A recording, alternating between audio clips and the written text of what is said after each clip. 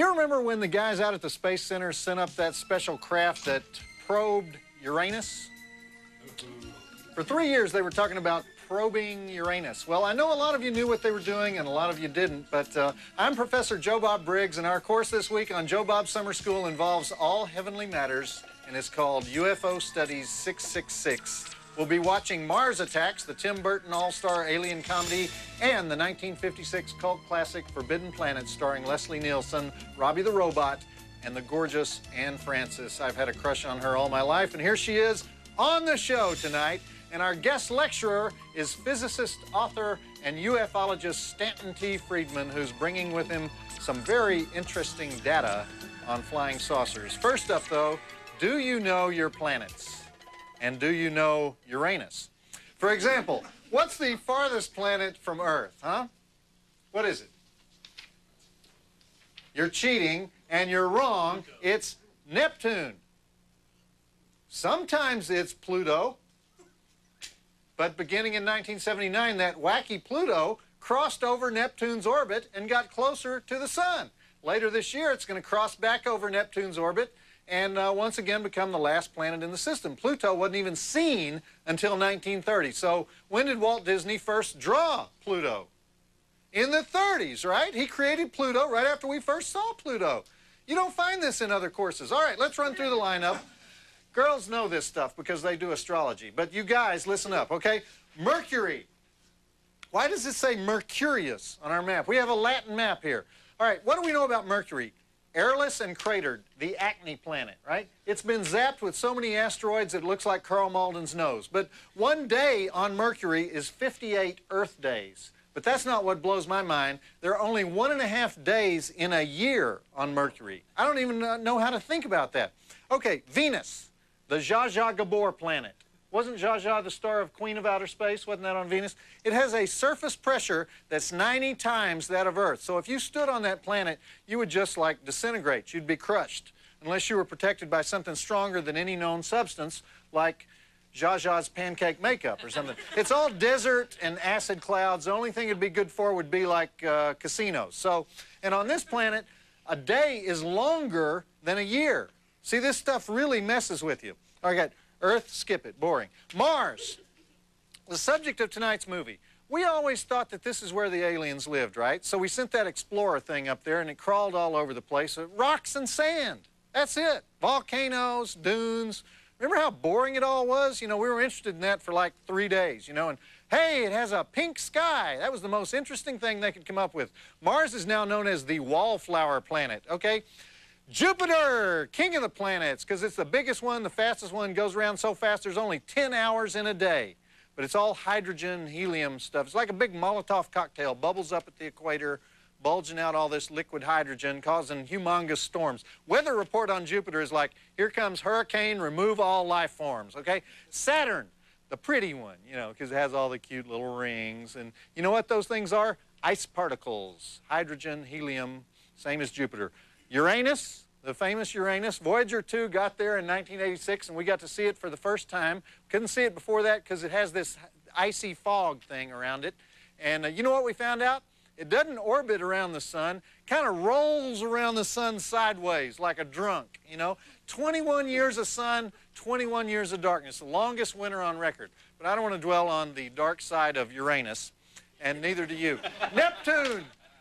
Voyager 2 got there in 1989, found hydrogen, helium, some soft ice, basically one giant Slurpee there, just swirling around, almost colliding with Pluto, which is where we started. And I think, what would happen if little Pluto hit Neptune? It'd just go right through it, right? Because it's a Slurpee. Anyhow, let's start our first movie, Mars Attacks, the story of how the Joker, James Bond, Tom Jones, Foxy Brown, Ed Grimley, and Queen Amidala defend the Earth from little green men that quack like ducks while turning people into steaming green skeletons. And then at the first break, we'll have our special ufologist guest, Stanton T. Friedman, and that's it. Roll film. Okay, fire away. I can take it. Hit me with your best shots. You're going to reduce me to tears, aren't you? You're going to emasculate me with your mail, as usual. But if you got something to say about tonight's movie, or me, or the mail girl, or the war in Kosovo, then I invite you, because I am a masochist, to contact me at my personal email address, monstervision@turner.com, or you can visit the Monstervision website at tnt.turner.com/monstervision and send a crushing, mean-spirited email from there. Or you can even do it the old-fashioned way by sending a letter to Monstervision, care of TNT Programming, 1010 Techwood Drive, Atlanta, Georgia, 30318. So I've given you 3 ways to nuke me. I would remind you, God is watching what you write. Visit the Monstervision website at tnt.turner.com/monstervision. Back to Joe Bob Summer School and Mars Attacks on TNT. Well, what can you say? It's got a good cast. Did I mention the Star Wars tie-in? That's Queen Amidala as the president's daughter. And I like Martin Short in this. I love when he plays the smarmy guys. I should point out that one of the gals he offered to date, if you know what I mean, was Jack Nicholson's real-life girlfriend, Rebecca Broussard. I didn't get too good a look at her, though, because I was preparing for our guest lecturer, who's just joined us. He has a master's degree in physics. He was a classmate of Carl Sagan, and he's written numerous articles as well as 2 books, including Crash at Corona, about the Roswell incident. Lectures all over the country, and we're happy to have him here. Ufologist Stanton T. Friedman. Welcome, Stan. Glad to be here. Ufologist, like geologist and biologist. Ufologist, sorry, it's not ufologist, it's ufologist. Okay. So, Stan, how many UFO sightings do you think are actually aliens and not just some drunk guy with a good imagination? Well, give me numbers here. Okay, right? If you take the largest study ever done for the Air Force, 21% of the 3,200 cases investigated turned out to be completely unexplainable, separate from the ones for which they didn't have enough data, of which they were 10%. So it's a significant percentage. Sightings are common. I check all my audiences, more than 700, and at the end of the lecture, of course, never at the beginning. And I find that 10% of the people believe they've seen a flying saucer, but when I asked how many reported, it was only 10% of the 10%. How many guys on the crew saw flying? Here we go, right here. Oh no, this camera 3 saw a flying saucer. That's about 10%. You know. Well, do you think it's feasible for the government to keep these things secret, considering the dirt that leaks out of the White House these days? Well, yeah, I worked on classified programs for 14 years, nuclear rockets and fusion rockets, nuclear power plants for space. And of course you can keep secrets. So the black budget, not under direct congressional control of the Director of Central Intelligence, a court case it took to find this out was $26 billion. Yeah, but secrets are easy to keep. The need-to-know concept is primary. It's not just having a clearance. I've been to 18 archives. We still haven't seen any above top secret stuff, top secret, ultra, umbra. They've got it. They'll admit to me that, oh, we got drawers full of this stuff, but you aren't going to see it. Well, have you filched anything? Have you come up with any proof of? I've come up with an enormous amount of evidence, not only that the planet's being visited by extraterrestrial spacecraft, that is, some UFOs are alien spacecraft, but that we're dealing with a cosmic Watergate. Some few people in major government agencies have known since 1947. Cosmic Watergate, 1947 Roswell, right? Roswell. You got anything on Roswell? I've got loads. Besides I was the first good barbecue, you can get that in Roswell. There are some really good military people down there. They're dying. We're losing our witnesses, of course. We're racing the Undertaker. But I began the civilian research on Roswell. My book, Crash at Corona, deals with that. And there's no question, if you look at the military people, the people out near the ranch, the people in Texas where the wreckage went, remember, we're talking about the only atomic bombing group in the entire world, the 509th, which was the military group at Roswell. And we're also talking about the fact that most people don't seem to know that this story hit the headlines, but the news release didn't go out until noon New Mexico time, too late for all the morning newspapers in the country, New York Times, Washington Post, etc. The cover story came out at 5 o'clock Texas time. The only paper I know of, the Los Angeles Herald Express, has both stories. Army captures flying saucer. Headline, front page. And the Los Angeles Herald Express no longer exists today. See, they got punished. I don't think so. Okay, Most evening papers I got are a gone. bunch more questions for you, Stan, but let's get back to the movie and we'll talk at the next break, okay? And I think, you know, those people, you said the wreckage fell in West Texas. Those people in West Texas, they're not fazed by anything, though. You know, alien wreckage in the yard. Weren't many people around. It was a 4-square-mile pasture, and I was down there a few months ago. We drove 57 miles without seeing another car. I've done that many times, Stan. I'm from Texas. This was in New Mexico. Oh, Even okay. less New populated. Mexico. All right, same thing.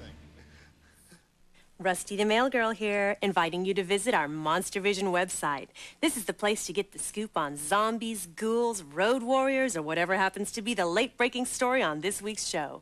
Check out our Playmate of the Week, or try your luck at the Monster Vision Caption Contest and win a free T-shirt. Or visit Joe Bob's mailbag page where you can see your favorite fan mail of the week. To find us on the internet, go to tnt.turner.com/monstervision. I'll be waiting. Visit the Monster Vision website at tnt.turner.com/monstervision. Back to Joe Bob Summer School and Mars Attacks on TNT. Annette Bening, aligning her chakras. Yummy. I hope you guys watched Escape from the Planet of the Apes when we had it on a few weeks ago, because I think Tim Burton definitely must have seen that movie before he made this movie. The Jack Nicholson and the Pierce Brosnan characters in this movie are right out of that flick.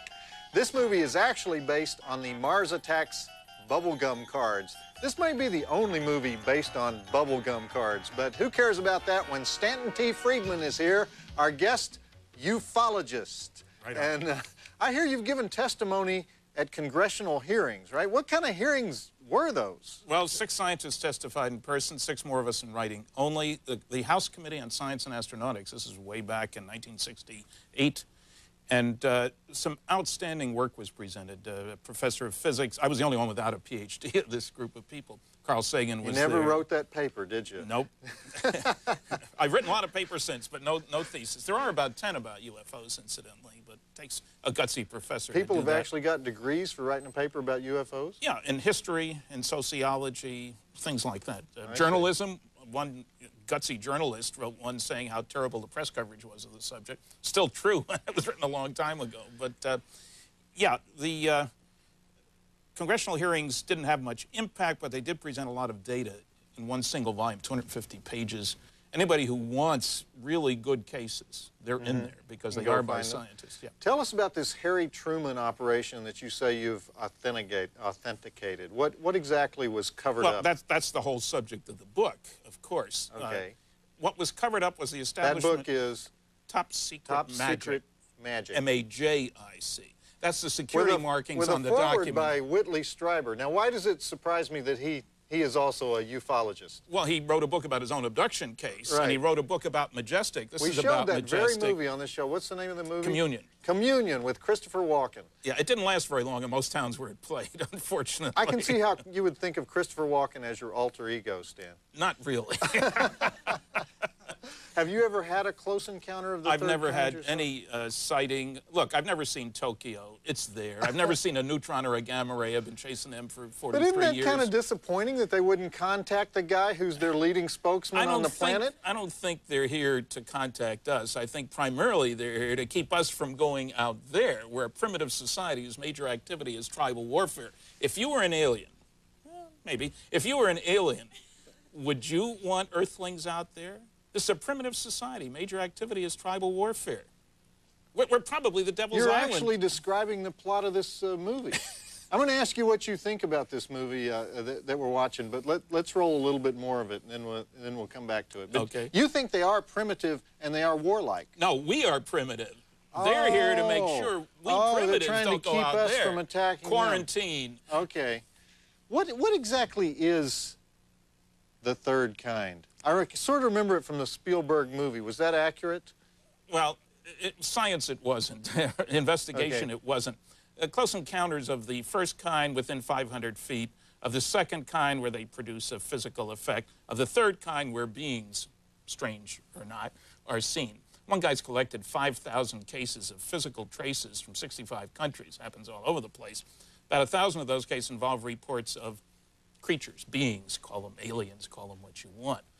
Then there's the fourth kind when the people are taken on board, and the fifth kind when you say, hey guys, come on down, and they come on down. That's a little hairy So, kind of like thing. in Sex with Aliens, like Definitely third kind, right? No, 'Cause you always have... fourth kind. Oh, fourth kind. You even have a fourth kind. So you always have ladies saying, well, we had sex with the aliens. Hey, there's a guy who was... Oh, the guys have sex with the aliens, too? It I don't want happens to hear too. about it, Stan. That's another movie. Think you're funnier than Joe Bob? Who isn't, right? But can you prove it? Then enter the Monster Vision Caption Contest and try to make the six-headed jury laugh. And no, I'm not one of the heads.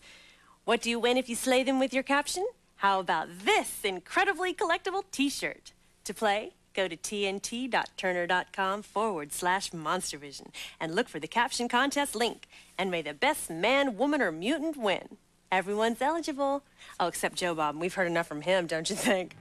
Play the Monster Caption Contest and win a free T-shirt at tnt.turner.com/monstervision.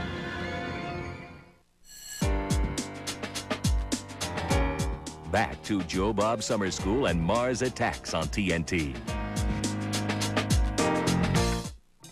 So, Stan, you have any evidence of aliens making the international sign of the donut? No. Not at all. Professor Joe Bob still here with Stanton Friedman, who's our guest lecturer for Joe Bob Summer School, course 666, UFO Studies. Stan, what do you think of this movie, Mars Attacks? Did they get anything in this movie right? They probably did. The special effects were great. I was greatly disappointed when I watched the movie, frankly. It seems to be based on a set of false assumptions, namely the only thing advanced technology is good for, if somebody's a million years ahead of us, let's say, is killing people. Well, take that to its logical conclusion. Either you learn to live at peace with your neighbors, anybody you can reach, local so galactic you think the aliens would be writing poetry and stuff, right? No, I think they'd be protecting themselves. I think they would know about biology. They would live a long time. They'd know about computers. They would develop wisdom, something we seem to be sadly lacking. You think the down aliens here. would be smarter than us? Yes, certainly more advanced, live a longer time, have more access to, say, millions of years of data. We're new. We trust aliens more than we trust us, don't we? Bud Hopkins, the best abduction researcher around, says there's two groups you can't trust when they say something, the aliens and the government. I think he was right. All right, here's a more serious question. Why would the government be interested in covering up the existence of UFOs? Because my cousin Conway, for example, who I think you'd really like, by the way, if you ever met him, he tells me the stock market would crash, there'd be total anarchy, all kinds of stuff. But why? I don't get that. Why would that happen? I think 5 major reasons. I'll keep them short. First, you want to figure out how the darn things work. They make wonderful weapons delivery and defense systems. Advanced technology, military is where it's at.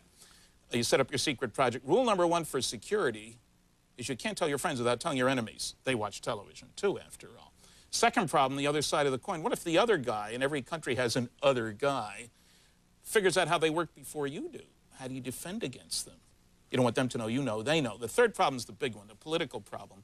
If there were to be an announcement tomorrow by highly trusted individuals around the world, Walter Cronkite and the Pope, let's say, saying indeed some UFOs are alien spacecraft and they're neutral, let's say, what would happen? Church attendance would go up, mental hospital admissions would go up, stock market would go down, uncertainty is the enemy. But I think the biggest thing that would happen based on 600 college lectures is that the younger generation, which was never alive when there wasn't a space program, would immediately push for a new view of ourselves, instead of as Americans, Canadians, Greeks, Chinese, Earthling. There's no government on this planet, of which I'm aware, that wants its citizens to owe their primary allegiance to the planet instead of the individual government. Nationalism's the only game in town. There's another problem.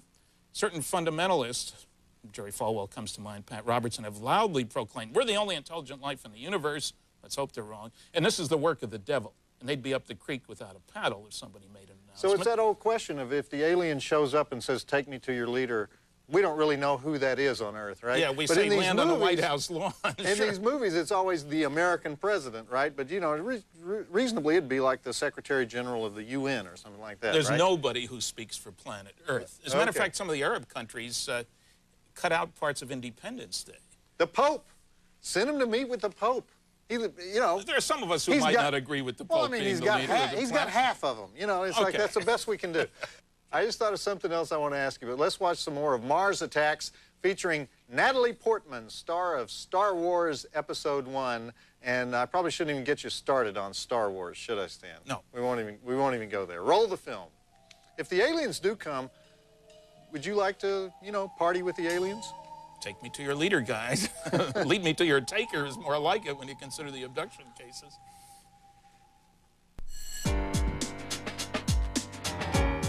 Back to Joe Bob Summer School and Mars Attacks on TNT. You know, this is the second summer school movie to make excessive use of Chihuahua humor. Remember that Chihuahua in Hot Shots? Also, the second movie to have a lot of Chihuahua abuse. Okay, we're talking to Stanton T. Friedman, nuclear physicist, UFO expert. And here's my question, Stan. If the government is so concerned about covering up the existence of UFOs, why does NASA have programs where they're looking for other life in the universe? If the life is here, why are we out there looking for it? Well, NASA has abandoned the notion of listening for radio telescope signals. You know, SETI, S-E-T-I, which really stands for Silly Effort to Investigate. That's because that Charlie idea. Sheen movie came out about listening for those, and everyone hated it. No, I think NASA has changed its tune entirely. They're getting a lot closer to home. They're looking for planets around nearby stars. They're looking for water on Europa, satellite in the solar system, for the history of Mars indicating there was water there. Where there's water, we're talking about setting up a base on the moon where there is frozen water. We just sent a camera up to Mars. It was all rocks, right? Yeah, but there's an indication that in the past there was water there. And if that was the case, then there was probably life there. And the question is, what happened to the life? You know, did they have a war? You think or they're whatever? here? No, they left but Mars and came here? NASA has avoided dealing with flying saucers assiduously, I think, because the government said, thou shalt not. But if you're really interested in extraterrestrial intelligence, you look at the data, which is the flying saucer data from all over the world, the radar visual, et cetera, cases.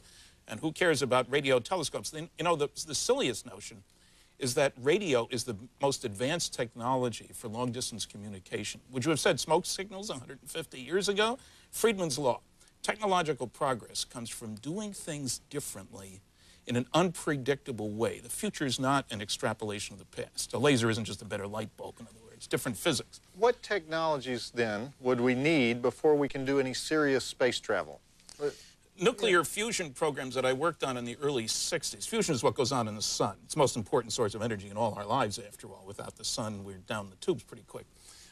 If you use the right stuff in the right way and kick particles out the back end of a fusion rocket that have 10 million times as much energy per particle as you can get in a dumb old chemical rocket. So fusion would do it, but I think aliens are using techniques about which we know nothing because of the fact that technology progress comes from doing things differently. Look, there's stars in our neighborhood 1 billion years older than we are. You're starting to scare me, Stan. And you know why? Because I'm starting to believe you.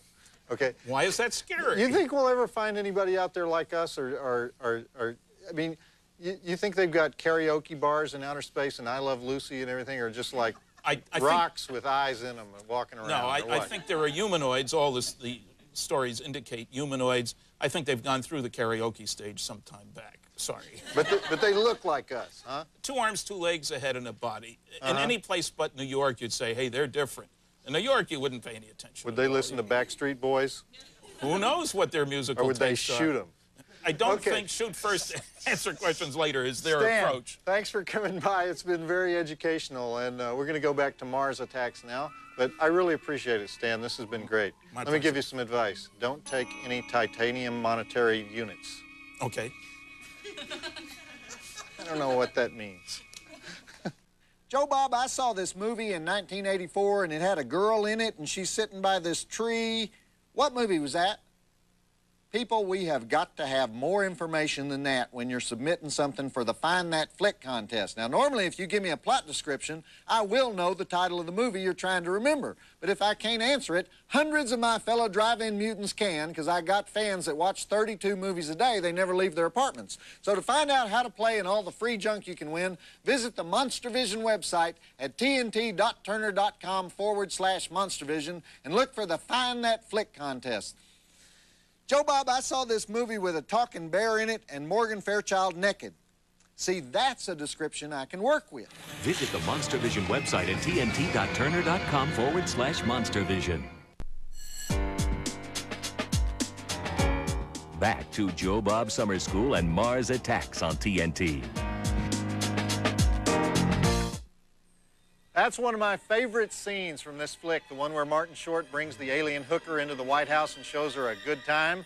That was the fine-looking Lisa Marie as the alien, and Lisa is Tim Burton's girlfriend, but she does have a career of her own. In fact, she was in a movie I saw on cable the other night called Breast Men, about these two guys who invented the silicone implant, and Lisa Marie and many other fine actresses were flashing their talents all over the place in that thing. Excellent flick. I would recommend it.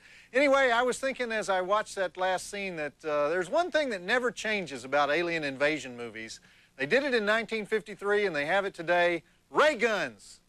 The ray guns get fancier and fancier, but they're still ray guns, right? And have we ever actually had evidence that ray guns exist anywhere? I don't think so. It's something learned completely from the movies, right? We just keep doing it over and over. Don't you think that's interesting?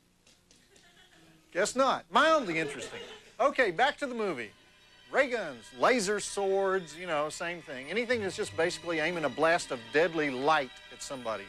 Laser pointers, cheap special effects. The patriotic laser light show at Six Flags. You know, now that is deadly. Okay, you screwed up again, didn't you? It's your 5th year in junior college. Your life has no possibility of improving. Not true if you attend yet another session of Joe Bob's Summer School. 9 brain-expanding Saturday nights, good for actual credit at Southern Arizona State Community College at Ajo. But you need to enroll your hiney. To register, you got to go to the summer school website and get a syllabus. Plus, you'll be able to see who some of our guest lecturers are this summer. And you'll also get a sneak peek at a few of the final exam questions. And you can even include yourself in our summer yearbook, listing your worst subject and favorite hobbies. The internet address for Joe Bob's Summer School is tnt.turner.com/summer school. That doesn't mean you can skip the dang class. Of course, even academic probation is fun at Joe Bob's Summer School, Saturday nights on Turner National Technical Institute. Visit Joe Bob's Summer School at tnt.turner.com/summer school.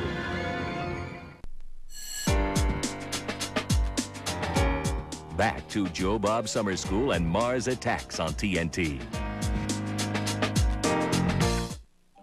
So, class, that was the great Tom Jones wailing away on It's Not Unusual, and the movie that just gets goofier and goofier, doesn't it? Mars Attacks.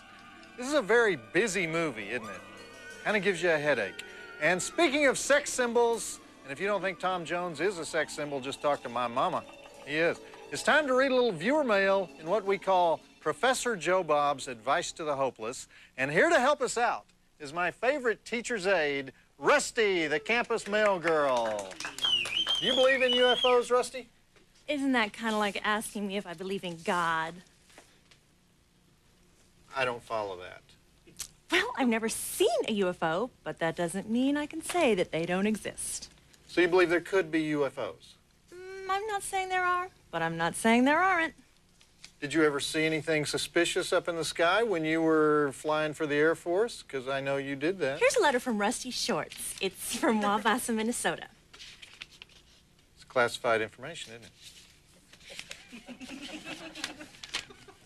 Dear Joe Bob, before I started watching Joe Bob Briggs' Monster Vision show, I could not speak a word of English. The only language I knew was Minnesotan. I sounded like Mr. Tudfall on the Carol Burnett show. You have given me new hope. You are the Pavarotti of the spoken word, the Dr. Ruth of thesaurousness, the tundra of truthfulness, the troglodyte of veracity. Thank you, Joe Bob. Sincerely yours, Eastern European, British Isles American, Rusty Shorts. Isn't that cute? P.S. This paper is made from recycled boogers from a leper colony. Don't worry, you won't catch anything unless you pick it up with both hands at the same time. That's very funny, Rusty Short. You know, normally we have to pay a nickel each for jokes like that, Rusty. Here, why don't you take this with you when you go, all right? No, thank you. Wait, you have to tell me, what did you see up there? I didn't say I saw anything. Okay, but if you did see something, what might it have been, speaking hypothetically? I have a picture of you shaking hands with a 3-foot-tall purple man. How'd you get that? I was bluffing. Oh, I was too.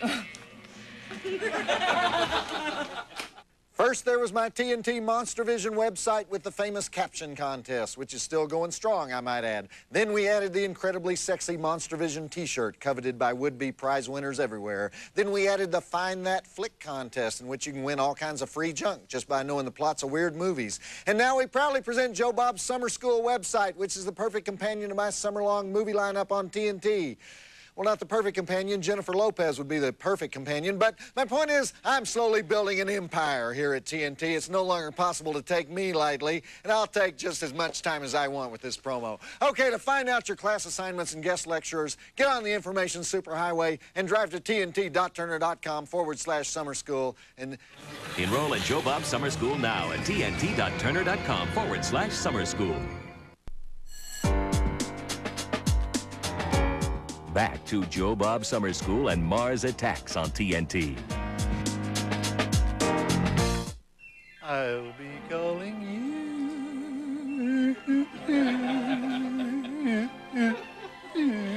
Indian love call. I could kill some aliens, couldn't I? Grandma's answer to the Martian invasion. And since it was only 10 seconds since the last commercial break, let's get right back to it, okay?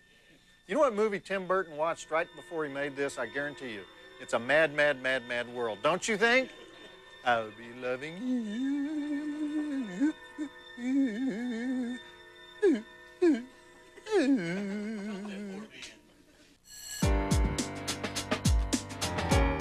Back to Joe Bob Summer School and Mars Attacks on TNT. That's Pam Grier, pre-Jackie Brown, and fellow blaxploitation star Jim Brown as Byron, giving the Martians the old left hook. Did you guys know that Pam Grier dated Richard Pryor and Kareem Abdul-Jabbar? In fact, Kareem even proposed to her right after he became a follower of Islam. He called her from his mosque and popped the question on the phone. And Pam said she hadn't had enough time to embrace his religion. She was a little worried about it, so Kareem says, well, if you don't commit to me today, I'm going to get married this afternoon to a Muslim woman who's already been prepared for me. That's got to hurt, right? Okay, let's get back to the movie.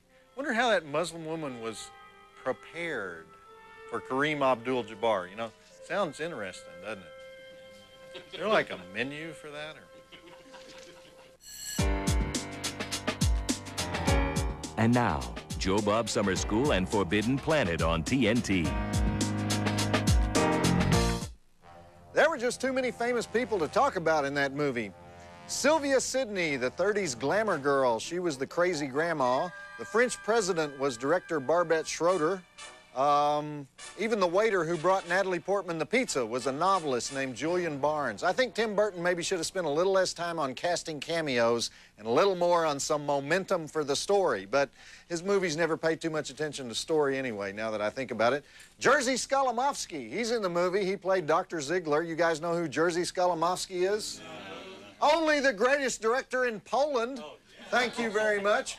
All right. I want to let you know that next week, Joe Bob Summer School is going on a special field trip for Food Science 504. You're not going to believe this one, but we're going to the world-famous restaurant Spago in Beverly Hills, California, where the one and only Wolfgang Puck is going to teach me how to cook. And we'll be watching the classic Willy Wonka and the Chocolate Factory and the Clint Howard gross-out horror flick, The Ice Cream Man, and Clint Howard himself will be here. And speaking of yummy, our next movie is the 1956 cult favorite that stars Anne Francis in many leg-bearing, futuristic mini dresses. Anne Francis may have invented the mini dress, now that I think about that. You didn't have many girls dressed like this in the 50s. I'm talking about, of course, Forbidden Planet, and Anne will be joining us in a little while to give us all the dirt on Leslie Nielsen and Robbie the Robot. The movie takes place in 2200 AD when Nielsen and a crew of whiskey-loving, horny astronauts land on a planet where the only survivor of a previous colonization is Walter Pigeon and his luscious virginal daughter, who doesn't mind making out with crew members in the bushes even though an invisible monster is tearing people to shreds. Let's do those drive-in totals. We have 7 dead bodies, 1 dead tiger, 2 naked butocs, female this time, brain boosting, door melting, gratuitous underground tour, electron foo, and we're showing it in letterbox format because it was shot in widescreen cinemascope, so I hope your TV's not as dinky as mine is. It's a pretty cool movie. I give it 3.5 stars, subtracting a half star only for those scenes without Anne Francis in them. Check it out. And like I said, Anne will be joining us in just a little bit. That naked butoc count, that's been going up lately. Have you noticed that? You guys seen that? This is like the 4th set of butocs we've had in summer school alone. I think that TNT Butoc Patrol in Atlanta has loosened up a little bit, you know?